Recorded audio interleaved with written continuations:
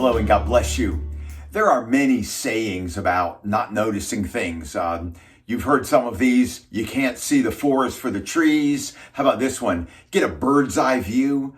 Or I love this one. If it were a snake, it would have bit me. Well, in John 4:35, Jesus says these familiar words.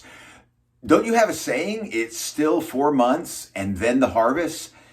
If you open your eyes, Jesus said, and look at the fields, they are ripe for harvest. Often we make life and ministry a lot more complicated than it needs to be. We have programs and schedules and mission trips to share the love of Christ with others, when all we need to do is just look at the people right there in front of us. On one of my mission trips to India, we were conducting medical camps for several days in the villages around the local pastor's city where he lived. That was kind of our base camp. And each day our doctors and nurses would load up our vehicle and we would travel several miles to give free medical care and distribute medicine. And of course, I would pray for people and share the gospel as the opportunities arose. Well, one evening we were all back at the pastor's house eating dinner, and I said, what are all those people living in tents right next door?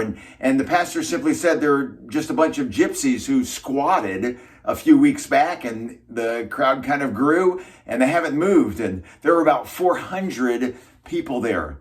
Well, I asked a simple question, can't we do a medical camp for them? And so the next day we set up our doctors inside the church building right there next to the pastor's home and provided medical care for over 150 Indian gypsy people. I, of course, preached a short gospel message to the crowd that was there, and over 20 people came to know Christ.